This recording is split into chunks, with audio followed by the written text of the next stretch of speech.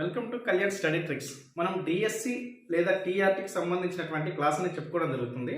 అందులో భాగంగా 8th క్లాస్లో first unit, second unit complete అయిపోయింది. థర్డ్ యూనిట్ సూక్ష్మజీవుల ప్రపంచం 1 కూడా కంప్లీట్ అయిపోయింది. ఈరోజు మనం సూక్ష్మజీవుల ప్రపంచం 2 అనేటువంటి క్లాస్ని స్టార్ట్ చేద్దాం. ఆల్రెడీ మనం లాస్ట్ క్లాస్లో చెప్పుకున్నాం. ఈ సూక్ష్మజీవులు అనేటువంటివి ఎక్కడెక్కడ ఉంటాయి? భూమి మీద ఉంటాయి, గాల్లో ఉంటాయి, నీటిలో ఉంటాయి, ఎత్తైనటువంటి ప్రదేశంలో ఉంటాయి, అతి తక్కువ ఉష్ణోగ్రత ఉన్నటువంటి ప్రదేశంలో ఉంటాయి, ఎక్కడైనా ఉంటాయి ఈ సూక్ష్మజీవులు. అసలు ఈ సూక్ష్మజీవులు మానవునికి అంటే మనుషులకి లేదా జంతువులకి, జీవజాలానికి ఉపయోగకరమా హానికరమా అని మనకి ఈ లెసన్లో ఇవ్వడం జరిగింది. ఎంతవరకు ఉపయోగకరం, ఎంతవరకు హానికరం అనేటువంటిది చూద్దాం. సో ఫస్ట్ ఉపయోగకరమైనటువంటి సూక్ష్మజీవులు. ఈ ఉపయోగకరమైనటువంటి సూక్ష్మజీవులు ఏంటంటే మనకి దీంట్లో కొన్ని ఎక్స్పెరిమెంట్స్ ఇచ్చిండు.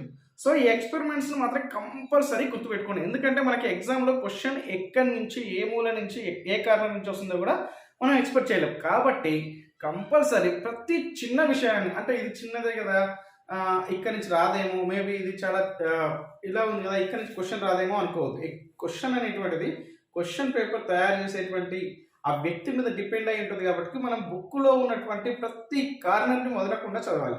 సో ఫస్ట్ ఎక్స్పెరిమెంట్ ఏమి ఇచ్చిండు? ఉపయోగకరమైనటువంటి సూక్ష్మజీవులు.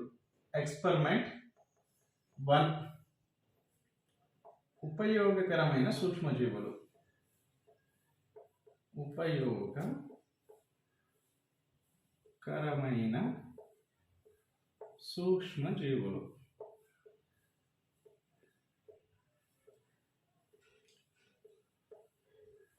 సో ఈ ఉపయోగకరమైనటువంటి సూక్ష్మజీవులలో మనకు కొన్ని ఎక్స్పెరిమెంట్స్ ఇచ్చిండు. ఫస్ట్ ఎక్స్పెరిమెంట్ ఏంటంటే, ఒక 2 గిన్నెలు తీసుకుందాం. ఎన్ని గిన్నెలు?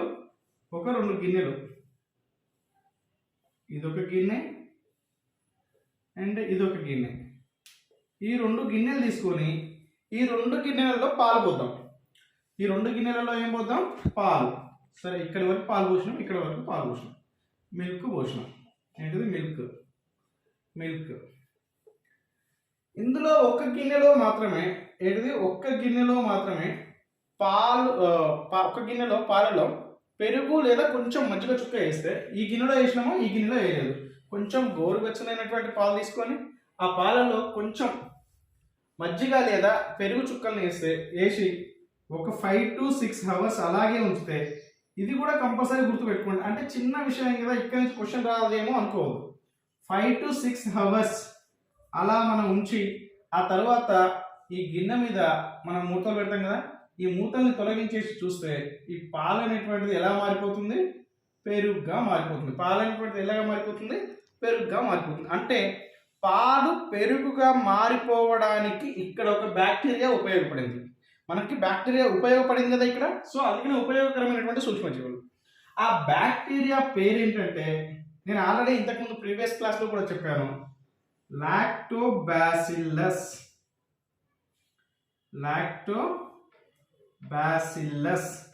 ఈ లాక్టో అనే పదం ఎప్పుడు వచ్చినా గుర్తుపెట్టుకోండి. Lacto word indicated to milk. ఈ లాక్టో అనేటువంటి పదం ఎప్పుడు వచ్చినా సరే గుర్తుపెట్టుకోండి, ఇది పాలను సూచిస్తుంది. పాలు అనే పదాన్ని సూచిస్తుంది. బాసిల్లస్ అంటే బ్యాక్టీరియా. లాక్టోబాసిల్లస్ అనేటువంటి ఈ బ్యాక్టీరియా పాలని పెరుగుగా మారుస్తుంది. ఇప్పుడు ఎక్స్పెరిమెంట్ 2 చూద్దాం. ఇప్పుడు ఎక్స్పెరిమెంట్ 2. ఈ ఎక్స్పెరిమెంట్ 2లో మనకు బుక్లో ఏమి ఇచ్చిందంటే, ఒక 100 గ్రాములు, ఎంత? ఒక 100 గ్రాముల మైదా పిండిని తీసుకుందాం. ఈ మైదా పిండిలో 1 లేదా 2 స్పూన్ల ఏం కలపాలి?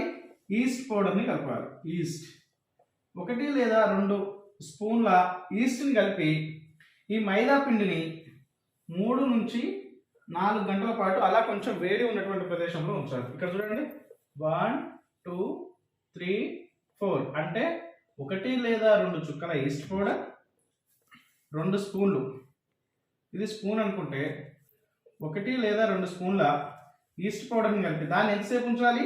3 నుంచి 4 గంటలు, 3 to 4 hours అలా ఎండలో ఉంచిన తర్వాత ఈ పిండి అనేటువంటిది కొంచెం ఉబ్బుతుంది. ఈ విధంగా ఉబ్బుతుంది. సో ఈ 100 గ్రాముల మైదా పిండి ఉబ్బడానికి కారణం ఏంటి? ఈస్ట్ పౌడర్ కలపగానే. అంటే ఇందులో ఒక రకమైనటువంటి ప్రక్రియ జరుగుతుంది. ఈ పిండిలో ఒక రకమైనటువంటి ప్రక్రియ జరుగుతుంది. ఏంటా ప్రక్రియ అంటే కిణ్వనం. ఏంటా ప్రక్రియ? కిణ్వనం అంటే ఫర్మెంటేషన్ అనేటువంటి ఒక ప్రక్రియ జరుగుతుంది. ఈ కిణ్వనం అనేటువంటి ప్రక్రియలో ఉత్పత్తి ఒక వాయువు ఉత్పత్తి అవుతుంది. మరి కిణ్వనం అనేటువంటి ఈ ప్రక్రియ జరిగినప్పుడు ఉత్పత్తి అయ్యేటువంటి వాయువు ఏంటంటే CO2 అంటే కార్బన్ డైఆక్సైడ్. కార్బన్ డైఆక్సైడ్ అనేటువంటి వాయువు ఈ పిండిలో ఉత్పత్తి అయి పిండిని ఇలా పెద్దగా చేస్తుంది అనమాట. అంటే ఫస్ట్ ఒక 100 గ్రాముల మైదా పిండి తీసుకొని ఆ 100 గ్రాముల మైదా పిండికి 1 లేదా 2 స్పూన్ల ఈస్ట్ పౌడర్ని కలిపి కొన్ని నీళ్లు కలిపి దాన్ని మెత్తగా మనం చపాతీలు చేసినప్పుడు ఎట్లయితే ముద్దగా చేస్తామో అట్లా ముద్దగా చేసిన తర్వాత 3 to 4 అవర్స్ అంటే 3 నుంచి 4 గంటల తర్వాత పిండి అనేటువంటిది ఏం జరుగుతుంది, ఉబ్బుతుంది. మరి ఎందుకు ఉబ్బుతుంది అంటే దీనిలో ఒక రకమైనటువంటి ప్రక్రియ జరిగింది. ఏంటి ఆ ప్రక్రియ అంటే కిణ్వనం అనేటువంటి ప్రక్రియ. ఈ కిణ్వనం అనేటువంటి ప్రక్రియలో ఉత్పత్తి అయినటువంటి వాయువు ఏంటి, carbon dioxide. So carbon dioxide అనేటువంటి వాయువు ఉత్పత్తి అవడం వల్ల ఈ పిండి అనేటువంటిది ఉబ్బిపోయింది. మనం దీన్ని ఎక్కువ దేనిలో చూస్తామంటే బేకరీలలో బ్రెడ్ తయారు చేస్తారు కదా. సో ఆ బ్రెడ్ దేని వల్ల అవుతుందంటే ఈ ఈస్ట్ పౌడర్ని కలపడం వల్లనే అవుతుంది. అసలు ఈస్ట్ అంటున్నాం కదా. ఈ ఈస్ట్ అనేటువంటిది ఎలా తయారు చేస్తారంటే సహజ చక్కెరలు అయినటువంటి గోధుమలు కానీ బార్లీ గింజలు కానీ ద్రాక్ష రసంలో దీన్ని ఈస్ట్ అనేటువంటిది పెంచుతారనమాట. సో ఆ రకంగా ఈస్ట్ అనేటువంటిది మనకి ఉపయోగపడుతుంది. ఇప్పుడు ఎక్స్పెరిమెంట్ 3 చూద్దాం. ఎక్స్పెరిమెంట్ 3లో మనకి బుక్లో ఏమిచ్చిందంటే సూక్ష్మజీవుల వాణిజ్యపరమైనటువంటి ఉపయోగాలు. ఇప్పుడు ఇందులో కూడా ఒక 2 గిన్నెలు తీసుకున్నాం. ఎన్ని గిన్నెలు? 2 గిన్నెలు తీసుకున్నాం. ఈ 2 గిన్నెలలో సగం వరకు నీళ్ళు పోసాం. సగం వరకు నీళ్ళు పోసి ఈ 2 గిన్నెలలో కూడా చక్కెర షుగర్ ఉంటుంది కదా, షుగర్ వేయాలి. ఎంత షుగర్ అంటే 5 to 10 5 నుంచి 10 స్పూన్ల షుగర్ వేసినాం. దీంట్లో 5 నుంచి 10 స్పూన్ల షుగర్ వేసినాం. దీంట్లో 5 నుంచి 10 స్పూన్ల షుగర్ వేసినాం. సో ఇందులో ఒక గిన్నెలో మాత్రమే 2 నుంచి 3 స్పూన్ల ఎంత 2 నుంచి 3 స్పూన్ల ఈస్ట్ని కలుపుతాం. 2 నుంచి 3 స్పూన్ల ఈస్ట్ని కలుపుతాం. దీంట్లో కలపలేదు, కేవలం దీంట్లోనే కలిపినాం. ఈ రెండింటి మీద మూత పెట్టేద్దాం. ఈ రెండింటి మీద మూత పెట్టేసిన తర్వాత 3 నుంచి 4 గంటలు అట్లా కదలకుండా ఉంచాలి. దీనికి కూడా 3 నుంచి 4 గంటలు. ఈ తరువాత ఈ 3 నుంచి 4 గంటల తర్వాత మనం ఏం చేస్తామంటే ఈ 2 గిన్నెల నుంచి మనం ఇట్లా మూతను తొలగించేద్దాం. ఈ 2 గిన్నెల నుంచి మూతను తొలగించేద్దాం. తొలగించిన తర్వాత అప్పుడు ఏ గిన్నెలో అయితే మనం పంచదార ప్లస్ ఈస్ట్ పౌడర్ కలిపినామో అది ఒక రకమైనటువంటి వాసన వస్తుంది. అది ఏ వాసన అంటే ఆల్కహాల్. మందు ఎట్లా ఉంటుంది, మందు వాసన, ఆ మందు వాసన వస్తుంది, ఆల్కహాల్ వాసన వస్తుంది. సో ఈ గిన్నెలో మాత్రమే వస్తుంది, ఈ గిన్నెలో రాదు. ఎందుకంటే మనం ఇందులో చక్కెర కలిపినాం, ఇందులో ఈస్ట్ కలిపినాం, కానీ ఇందులో ఈస్ట్ కలపలేదు. ఏ గిన్నెలో అయితే ఈస్ట్ కలిపినటువంటి పదార్థం ఉంటుందో అది మాత్రమే ఆల్కహాల్ వాసన వస్తుంది. అంటే ఇది మనం దేంట్లో ఎక్కువగా ఉపయోగిస్తారంటే బీర్లు, వైన్స్, విస్కీ, అదేవిధంగా ఆల్కహాల్, ఎసిటిక్ ఆమ్లం. ఈ పదాన్ని మాత్రం స్పెసిఫిక్గా గుర్తుపెట్టుకోండి. మనం మామూలుగా మందు అంటే బీరు, వైన్, విస్కీ, ఆల్కహాల్ అంటారు. కానీ ఎసిటిక్ ఆమ్లం అనేటువంటి పదాన్ని కూడా ఇచ్చింది క్లియర్గా. ఎసిటిక్ ఆమ్లం. ఈ ఎసిటిక్ ఆమ్లం తయారీలో ఉపయోగిస్తారు. ఫర్ ఎగ్జాంపుల్కి మీరు హుషారు సినిమా చూసినట్లయితే ఆ హుషారు సినిమా మొత్తం దేని మీద డిపెండ్ అయి ఉంటుంది, బీర్ తయారు చేయడం దాని మీద డిపెండ్ అయి ఉంటుంది. సో ఆ సినిమాలో హీరో ఏం చేస్తుంటారంటే ఒక పెద్ద గిన్నెలో వాటర్ పోసేసి ఆ వాటర్లో చక్కెర వేసేసి ఆ చక్కెరలో కొంచెం పౌడర్ వేస్తారు చూడండి, ఆ పౌడరే ఈస్ట్ పౌడర్. అంటే దానికి ఆల్కహాల్ వాసన రావడానికి కారణం ఎవరంటే ఈ ఈస్ట్ పౌడర్ అనేటువంటిది ఆల్కహాల్ రావడానికి కారణం. సో ఆ సినిమా చూసినా మనం ఈ పద్ధతి అనేటువంటిది అర్థమైపోతుంటుంది. అదేవిధంగా చక్కెర పరిశ్రమలలో ఆ లాస్ట్కి మిగిలినటువంటి పిప్పిని ఏమంటారు, మొలాసిస్ అంటారు. ఏమంటారు, మొలాసిస్ అంటారు. ఈ మొలాసిస్కి ఈస్ట్ కలిపితే ఇథైల్ ఆల్కహాల్ తయారవుతుంది. ఏం తయారవుతుంది, ఇథైల్ ఆల్కహాల్. ఇక్కడ చూడండి, ఎసిటిక్ ఆమ్లం వచ్చేసేమో షుగర్కి ఈస్ట్ కలిపితే ఎసిటిక్ ఆమ్లం వస్తుంది. కానీ ఆ షుగర్ నుంచి తయారైనటువంటి మొలాసిస్కి ఈస్ట్ కలిపితే ఇథైల్ ఆల్కహాల్ వస్తుంది. ఈ రెండు కొంచెం చాలా దగ్గర పోలికలు ఉన్నాయి కాబట్టి ఈ రెండింటిని కంపల్సరీ గుర్తుపెట్టుకోండి. ఇప్పుడు నెక్స్ట్ ఏంటంటే మందుల తయారీలో సూక్ష్మ జీవులు. మనకి ఎప్పుడైనా ప్రాబ్లం వచ్చినప్పుడు డాక్టర్కి అడిగిపోతే ఆయన వివిధ రకాల టాబ్లెట్స్ రాసి ఇది యాంటీబయాటిక్ టాబ్లెట్ అని చెప్పేసి స్పెసిఫిక్గా ఇవ్వడం జరుగుతుంది. యాంటీబయాటిక్స్ అంటే ఏంటంటే మన శరీరంలోనికి ఏదైనా ఒక సూక్ష్మజీవి ప్రవేశించినప్పుడు ఆ సూక్ష్మజీవిని చంపడానికి మన శరీరంలో కొన్ని బాడీస్ తయారవుతాయి. ఈ బాడీస్ ఏం చేస్తాయంటే ఆ వచ్చినటువంటి సూక్ష్మజీవికి యాంటీగా పనిచేస్తాయి కాబట్టి వీటిని యాంటీబాడీస్ అంటారు. అంటే సూక్ష్మ జీవ నాశకాలు, వచ్చినటువంటి సూక్ష్మజీవిని నాశనం చేస్తుంది కాబట్టి సూక్ష్మ జీవ నాశకాలు అంటారు. అయితే ఆ సూక్ష్మ జీవ నాశకాలు మన బుక్లో ఏమేమి ఇచ్చారంటే penicillin, erythromycin, tetracycline, streptomycin, Ciplox, ఎమికాస్. ముఖ్యంగా మన బుక్లో ఇచ్చినటువంటి యాంటీబయాటిక్స్ కొన్ని నేమ్స్ ఇచ్చిండు. ప్రతి దాన్ని కంపల్సరీ మనం గుర్తుపెట్టుకోవాలి. ఎందుకంటే ఏదైనా ఒక దాన్ని మిస్ చేసి ఇందులో యాంటీబయాటిక్స్ కానిది ఏది అని చెప్పేసి అడుగుతాడు అనమాట. కాబట్టి ప్రతిదీ మనం గుర్తుపెట్టుకున్నాం. ఏంటంటే పెన్సిలిన్, ఇది మన అందరికీ తెలిసిందే. Penicillin, tetracycline, streptomycin, erythromycin, Ciplox, amikacin. అదేవిధంగా సెప్టిసీమియా అంటే విషపు రక్తం అని అర్థం. ఈ రకంగా యాంటీబయాటిక్స్ అనేటువంటివి మన బుక్లో ఇచ్చారు. ప్రతిదాన్ని మనం గుర్తుపెట్టుకుందాం. ఇంకొకటి ఏంటంటే యాంటీబయాటిక్స్ కూడా ఎక్కువగా వాడడం వల్ల మన జీర్ణ వ్యవస్థలో కొన్ని సూక్ష్మజీవులు ఉంటాయి, అంటే జీర్ణానికి ఉపయోగపడేటువంటివి. ఆ సూక్ష్మజీవులు కూడా నశించిపోవడం జరుగుతుంది కాబట్టి యాంటీబయాటిక్స్ కూడా ఎక్కువగా వాడకూడదు. ఈ యాంటీబయాటిక్స్ ఏంటంటే నథింగ్ బట్ శిలీంధ్రం. యాంటీబయాటిక్స్ అంటే ఏంటంటే నథింగ్ శిలీంధ్రం. ఈ శిలీంధ్రం అనేటువంటిది ముఖ్యంగా దేని మీద ప్రభావం చూపిస్తుందంటే బ్యాక్టీరియా మీద ప్రభావం చూపిస్తుంది. దేని మీద? బ్యాక్టీరియా మీద. బ్యాక్టీరియా వల్ల వచ్చేటువంటి వ్యాధులు ఏంటంటే జస్ట్ ఈ పట్టిక నేను ఏ రకంగా రాశానో ఆ రకంగా మీరు గుర్తుపెట్టుకోండి, సింపుల్గా గుర్తుంటుంది. బ్యాడ్, బ్యాగ్, బ్యాట్, బాపు, క్షయ.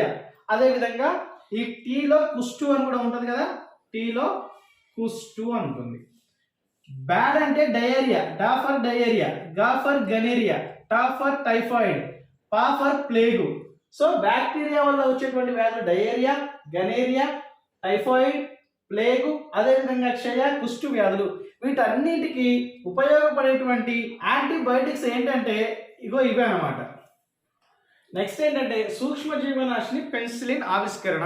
ఈ పెన్సిలిన్ యొక్క ఆవిష్కరణ భలే గమ్మత్తుగా అయింది. ఎలా అయిందంటే మనకి ఫస్ట్ వరల్డ్ వార్ ఎప్పుడు స్టార్ట్ అయింది? 1914 to 1918, 1914 నుంచి 1918 మధ్య మొదటి ప్రపంచ యుద్ధం జరిగింది. ఈ మొదటి ప్రపంచ యుద్ధంలో చాలా మంది సైనికులు గాయాల పాలై ఆ గాయాల్లోకి బ్యాక్టీరియా చేరేసి చనిపోవడం జరుగుతుంది. ఆ టైంలో వీళ్ళకి డాక్టర్గా పనిచేసినటువంటి వ్యక్తి ఎవరంటే అలెగ్జాండర్ ఫ్లెమింగ్.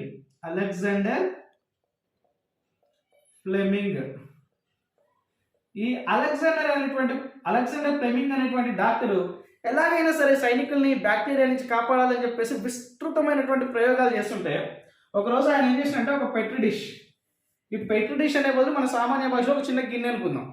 ఈ గిన్నెలో బ్యాక్టీరియా తీసుకుండు. ఈ గిన్నెలో ఏం తీసుకుండు? బ్యాక్టీరియా తీసుకుండు. ఈ బ్యాక్టీరియా ఇప్పుడు మనం ఏదైనా ఒక వస్తువును కానీ ఒక పదార్థాన్ని కానీ తీసుకున్నప్పుడు కొన్ని రోజులకు అది బూజు పడుతుంది, అవునా కదా? సో ఈ పెట్రీ డిష్లో కూడా కొంతకాలం తర్వాత ఏం పట్టిందంటే బూజు పట్టింది. ఈ గిన్నెలో బూజు పట్టి ఆ గిన్నెలో ఈ బూజు స్రావాలు ఏమైతే ఉన్నాయో అవి చిన్నగా ఈ బ్యాక్టీరియా దగ్గరికి వెళ్ళడం జరిగింది. ఆ బూజు స్రావాలు ఎక్కడికి వెళ్ళినాయి? బూజు అంటే శిలీంధ్రం అనమాట. నేనేంటంటే మన వాడుక భాషలో చెప్తున్నా. సో ఈ శిలీంధ్రం యొక్క స్రావాలు ఎక్కడికి వెళ్ళినాయి? బ్యాక్టీరియా దగ్గరికి వెళ్ళినాయి. అప్పుడు బ్యాక్టీరియా అనేటువంటిది చనిపోవడం జరిగింది. అతను ఆశ్చర్యపోయాడు. ఎవరు? Alexander Fleming. అరే, ఇక్కడ ఉన్నది బ్యాక్టీరియా, ఇక్కడ ఉన్నది శిలీంధ్రం, అంటే శిలీంధ్రం పోయి బ్యాక్టీరియాని చంపేసిందా అని చెప్పేసి అతనికి డౌట్ వచ్చి మళ్ళీ నెక్స్ట్ ఏం చేసిందంటే ఇంకో గిన్నె తీసుకొని అందులో కూడా ఇంకో రకమైనటువంటి బ్యాక్టీరియాని పెట్టిండు. బ్యాక్టీరియాని పెట్టి ఇక్కడ ఏవైతే శిలీంధ్రపు స్రావాలు ఉన్నాయో ఆ శిలీంధ్రపు స్రావాలనే మళ్ళీ ఈ బ్యాక్టీరియా మీద ప్రవేశపెట్టడం జరిగింది. ప్రవేశపెట్టినప్పుడు అప్పుడు ఇక్కడ ఉన్నటువంటి బ్యాక్టీరియా కూడా చనిపోవడం జరిగింది. అప్పుడు అతనికి అర్థమైంది ఏంటంటే ఒక బ్యాక్టీరియాని చంపేయాలంటే ఇంకొక జీవి కావాలి. సో అప్పుడు అతను అనుకోవడం జరిగింది అనమాట. ఇక్కడ ఏవైతే శిలీంధ్రం ఉందో ఈ శిలీంధ్రం పేరేంటంటే పెన్సిలియం నొటేటం. ఏం పేరు? పెన్సిలియం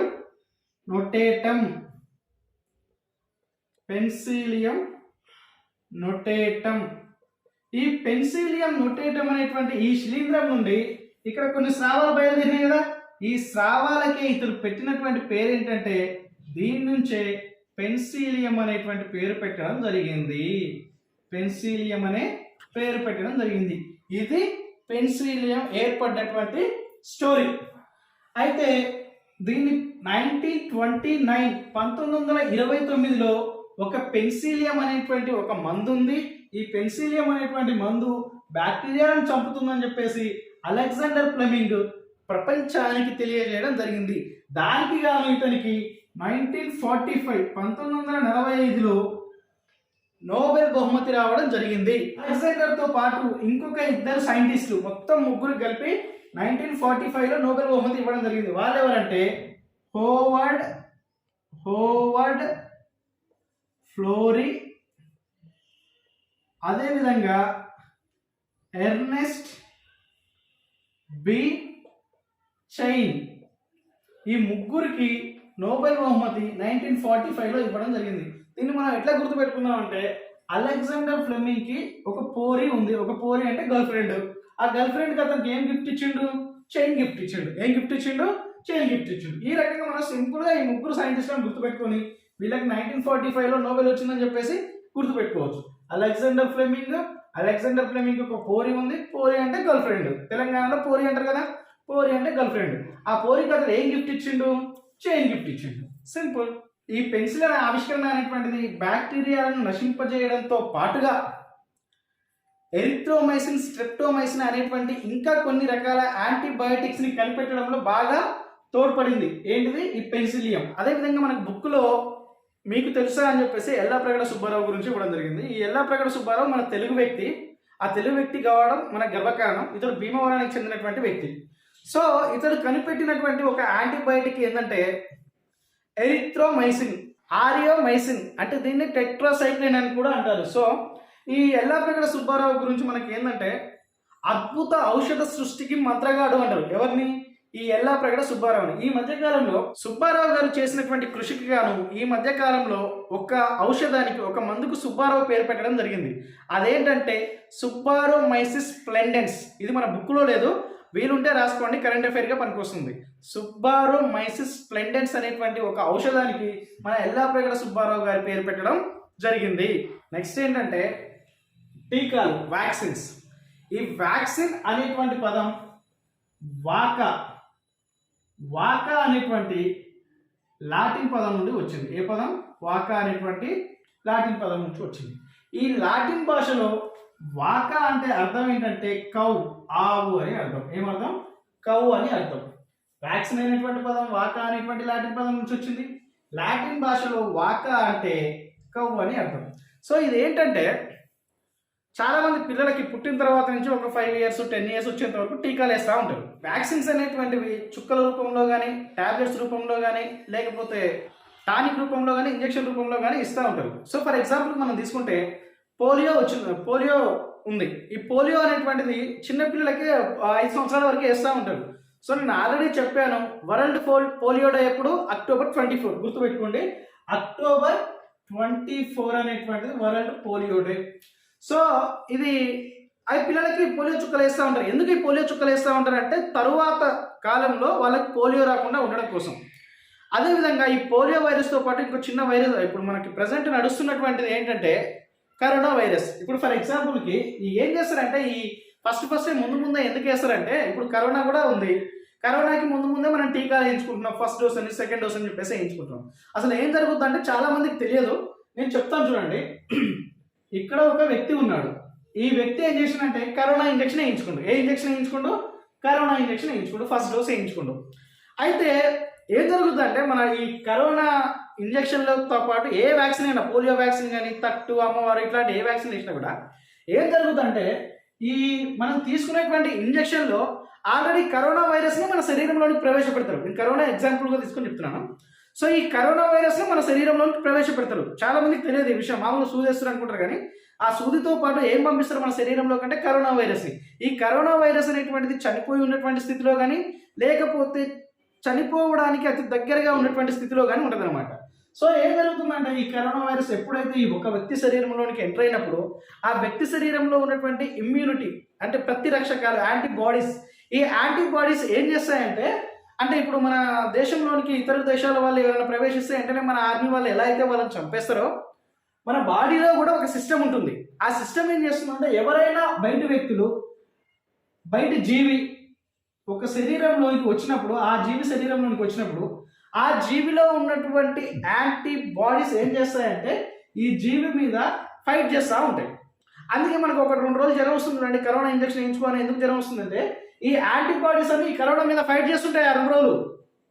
అందుకే మనకు జ్వరం వస్తుంటుంది. సో ఎప్పుడైతే ఈ కరోనా వ్యాక్సిన్ చంపేస్తాయి ఆ 2 days తర్వాత మనకు జ్వరం తగ్గిపోతుంది. సరే జ్వరం తగ్గిపోతుంది అంటే మన యాంటీబాడీస్ అనేటువంటివి ఆ కరోనా వైరస్ని మన శరీరంలో నుంచి కంప్లీట్గా చంపేసినాయి అని అర్థం. మళ్ళీ సెకండ్ డోస్ వేసుకుంటాం. సెకండ్ డోస్ వేసుకున్నప్పుడు చాలా మంది జ్వరం రాదు. ఎందుకంటే అప్పటికే ఏమనుకుంటాయంటే ఈ యాంటీబాడీస్ మన శరీరంలో ఉన్నటువంటి యాంటీబాడీస్ ఇక సిద్ధమైపోతాయి. ఎప్పుడైతే కరోనా వైరస్ మన శరీరంలోకి ఎంటర్ అయిపోతుందో డైరెక్ట్ పోయి చంపేస్తాయి. ఎందుకంటే వాటికి తెలుసు దాన్ని ఎక్కడి నుంచి చంపేస్తే ఇది చచ్చిపోతే దానికి తెలుసు. ఏది మన శరీరంలో ఉన్నటువంటి యాంటీబాడీస్ తెలుసు ఎలా చంపేయాలి, ఎక్కడి నుంచి చంపేయాలి. మాయల పక్కిన ప్రాణం చిలుకలో ఉన్నట్టు ఈ కరోనా వైరస్ యొక్క ప్రాణం ఎక్కడుందో ఈ యాంటీబాడీస్ తెలుసు. కాబట్టి నెక్స్ట్ టైం అంటే మళ్ళీ సెకండ్ టైం డోస్ వేసుకున్నప్పుడు డైరెక్ట్గా పోయి చంపేస్తే అప్పుడు అందుకని మనకు జ్వరం రాదు. ఒకళ్ళకి ఇద్దరికైతే 1-2 రోజులు జ్వరం వస్తుండొచ్చు. సో ఆ 2 రోజులు కూడా అవి కొట్లాడుతూ ఉంటాయి అన్నమాట యాంటీబాడీస్ కరోనా వైరస్ తోటి. ఒకవేళ ఇదే వ్యక్తికి నిజంగానే కరోనా వైరస్ వచ్చిందనుకో, కరోనా వైరస్ ఇతని శరీరంలోనికి ఎంటర్ అయినప్పుడు ఆల్రెడీ మన శరీరంలో అంటే ఈ వ్యక్తి శరీరంలో కరోనా మీద పోరాడినటువంటి యాంటీబాడీస్ ఉంటాయి కదా, అవి పోయి డైరెక్ట్ కరోనాని చంపేస్తాయి. అదే తేడా. అందుకే ఈ వ్యాక్సిన్స్ అంటే ఏంటంటే ఆల్రెడీ వచ్చేటువంటి ఏ వ్యాధి అయితే వస్తుందో ఆ వ్యాధి యొక్క సూక్ష్మజీవుల్ని లేదా వైరస్లని ఆ జీవిలోనికి ప్రవేశపెట్టడమే వ్యాక్సిన్. ఇప్పుడు పోలియో ఉంది. ఈ పోలియో వైరస్ ఎందుకంటే ఆల్రెడీ పోలియో వైరస్ని పిల్లల్లోకి ఎక్కిస్తారు. అప్పుడు ఆ పిల్లల్లో యాంటీబాడీస్ తయారైపోయి ఆ పోలియో నిర్మూలించడం జరుగుతుంది అనమాట. నెక్స్ట్ టైం ఒకవేళ ఆ బాలుడికి రియల్గానే పోలియో వస్తే ఆల్రెడీ ఫైట్ చేసి ఉన్నాయి కదా యాంటీబాడీస్, ఆ యాంటీబాడీస్ అనేటువంటివి డైరెక్ట్గా పోయి ఆ వైరస్ని చంపేస్తుంది. ఈ రకంగా వ్యాక్సిన్స్ అనేటువంటివి ఉంటాయి అన్నమాట. ఈ పోలియోకి వ్యాక్సిన్ కనుగొన్నటువంటి సైంటిస్ట్ ఎవరంటే వ్యాక్సిన్ అంటే సూది అనమాట. సూది కనుగొన్నటువంటి సైంటిస్ట్ ఎవరంటే జోనాస్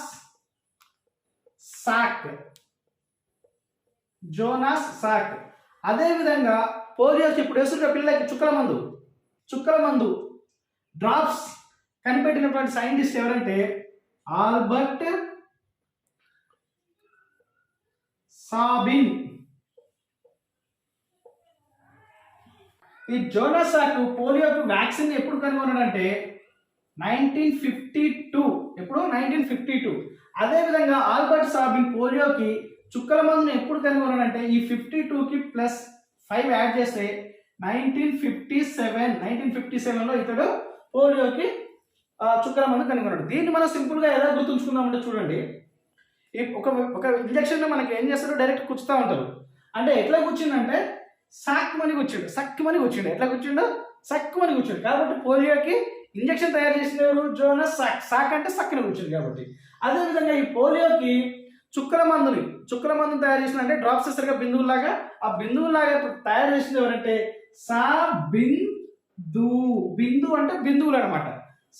బిందువుల రూపంలో వేసేటువంటి చుక్కల మందుని తయారు చేసింది ఎవరు? Albert Sabin. అదేవిధంగా సక్కుమని కూర్చుంది ఎవరు? జోనాస్ సాక్.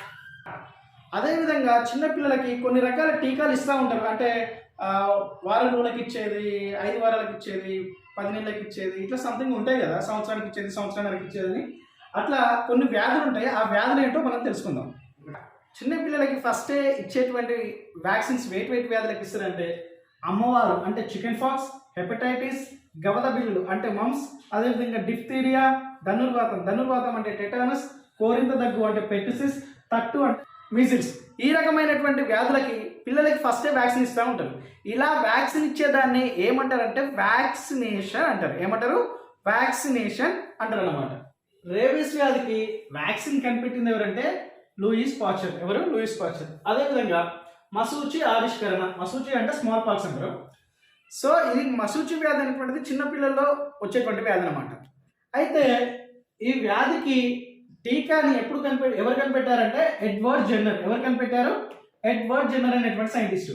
ఎప్పుడు కనిపెట్టిందంటే 1796 సంవత్సరంలో ఈ ఎడ్వర్డ్ జెన్నర్ అనేటువంటి సైంటిస్టు ఈ స్మాల్ పాక్స్కి అంటే మసూచికి వ్యాక్సిన్ కనిపెట్టడం జరిగింది. ఇది 1796 సంవత్సరంలో ఎడ్వర్డ్ జెన్నర్ అనేటువంటి సైంటిస్టు తన డాక్టరేట్ కంప్లీట్ అయిపోయిన తర్వాత అందరిలాగా కాకుండా ఇతను ఏం చేసినట్టే సపరేట్గా తన వైద్య వృత్తిని ఒక గ్రామంలో కొనసాగించాలని చెప్పేసి నిర్ణయించుకున్నాను అనమాట. సో ఆ గ్రామంలో ఎక్కువ, ఇప్పుడు గ్రామం అంటేనే పేదవాళ్ళు ఎక్కువ ఉంటారు, పశువులు కాస్తూ ఉంటారు కదా. సో వాళ్ళకి ఆ రొటీన్గా వచ్చేటువంటి వ్యాధి ఏంటంటే కౌపాక్స్. ఏమొస్తుంది? కౌపాక్స్ వస్తుంది. అదేవిధంగా పిల్లలకి ఏమొస్తుంది? స్మాల్ పాక్స్ అనేటువంటి వ్యాధి, మసూచి వ్యాధి వస్తుంది. సో ఈ ఈ కౌపాక్స్ వచ్చినటువంటి వ్యక్తులు, అదేవిధంగా స్మాల్ పాక్స్ వచ్చినటువంటి వ్యక్తులు, ఆ ఊర్లో డాక్టర్ ఎవరు? ఎడ్వర్డ్ జెన్నర్, కాబట్టి ఇతని దగ్గరికి వస్తూ ఉండేవాళ్ళు అనమాట. అయితే ఇతను ఒకటే అబ్జర్వ్ చేసిండు. ఏం అబ్జర్వ్ చేసినట్టే, కౌపాక్స్ వ్యాధి ఎవరికి వస్తుందో వాళ్ళకి స్మాల్ పాక్స్ రావట్లేదు అని ఇతను గుర్తించడం జరిగిందనమాట. ఎందుకు ఇలా జరుగుతుంది అని అతను అనుకున్నాడంటే, స్మాల్ పాక్స్ వచ్చినప్పుడు ఆల్రెడీ ఆ వ్యక్తి శరీరంలో యాంటీబాడీస్ తయారవుతాయి కదా. ఈ యాంటీబాడీస్ అనేటువంటివి, ప్రతిరక్షకాలు అనేటువంటివి ఈ స్మాల్ పాక్స్ మీద పనిచేస్తుంది. అంటే స్మాల్ పాక్స్ సంబంధించినటువంటి వైరస్ ఏదైతే క్రిమి ఉందో అది మనిషి శరీరంలో ప్రవేశించగానే దాన్ని చంపేస్తుంది. అయితే ఇక్కడ ఎడ్వర్డ్ జెన్నర్ ఒక నోటీస్ చేయడం జరిగింది. ఏంటా నోటీస్ అంటే, ఏ వ్యక్తికి అయితే కౌపాక్స్ వస్తుందో ఆ వ్యక్తికి స్మాల్ పాక్స్ రావట్లేదు, అంటే మసూచి వ్యాధి రావడం లేదు అని చెప్పేసి దాన్ని నోటిఫై చేయడం జరిగింది. ఎవరు? Edward Jenner. దీనికి అసలు కారణం ఏమై ఉంటుందా అని చెప్పేసి అతను పరిశోధన చేస్తే దాంట్లో తెలియదు ఏంటంటే, ఈ కౌపాక్స్ వచ్చినటువంటి వ్యక్తికి ఒకవేళ స్మాల్ పాక్స్ వచ్చిందనుకో, ఆ వ్యక్తి శరీరంలో ఆల్రెడీ యాంటీబాడీస్ ఉన్నాయి కదా. అంటే ఆ జీవిని చంపడానికి ఆల్రెడీ ఆ బాడీలో యాంటీబాడీస్ రెడీ అయి ఉన్నాయి. కాబట్టి ఎప్పుడైతే స్మాల్ పాక్స్ అనేటువంటి ఒక క్రిమి ఆ జీవి శరీరంలోకి ఎంటర్ అయినప్పుడు ఆల్రెడీ యాంటీబాడీస్ అనేటువంటివి దాన్ని చంపేస్తూ ఉన్నాయి అన్నమాట. సో ఒకసారి ఏం జరిగిందంటే ఒక 8 సంవత్సరాల బాలుని, ఆరోగ్యంగా ఉన్నటువంటి ఒక 8 సంవత్సరాల బాలుని తీసుకొని, ఆ బాలునికి ఏ వ్యక్తికి అయితే కౌపాక్స్ వచ్చిందో ఆ వ్యక్తి బొబ్బలు ఉంటాయి కదా, అంటే మనకు స్మాల్ పాక్స్ వచ్చిన, కౌపాక్స్ వచ్చిన శరీరం మీద మొత్తం బొబ్బలు అవుతుంటాయి. ఆ బొబ్బల నుంచి కొంచెం స్రావాన్ని తీసుకోండి. ఆ స్రావాన్ని తీసుకొని ఈ ఆరోగ్యంగా ఉన్నటువంటి 8 సంవత్సరాల బాలునికి ఎక్కించాడు. వాళ్ళ తల్లిదండ్రుల పర్మిషన్ తీసుకొని ఎక్కించిన తర్వాత మళ్ళీ అదే బాలునికి ఈ స్మాల్ పాక్స్కి సంబంధించినటువంటి వైరస్ని కూడా ఎక్కించాడు. ఏదో డాక్టర్. సో ఈ కౌపాక్స్ ఉన్నటువంటి వ్యక్తి నుంచి స్రావాలను తీసుకొని ఎక్కించింది కదా, అప్పుడు ఈ బాలునికి కౌపాక్స్ వచ్చింది. కానీ కొన్ని వారాల తర్వాత మళ్ళీ అదే బాలునికి స్మాల్ పాక్స్ వైరస్ని ఎక్కించినప్పుడు ఆ బాలునికి స్మాల్ పాక్స్ రాలేదు. సో అంటే అర్థమైంది, ఆల్రెడీ ఆ బాలుని శరీరంలో దీనికి సంబంధించినటువంటి యాంటీబాడీస్ తయారైనాయని చెప్పేసి అతను నిర్ధారించుకున్నాను అనమాట. ఈ భయంకరమైనటువంటి వ్యాధి నుంచి విముక్తి కల్పించినటువంటి సైంటిస్ట్ ఎవరంటే ఎడ్వర్డ్ జెన్నర్ అనేటువంటి సైంటిస్ట్ ఈ మసూచి వ్యాధికి టీకాని కనిపెట్టడం జరిగింది.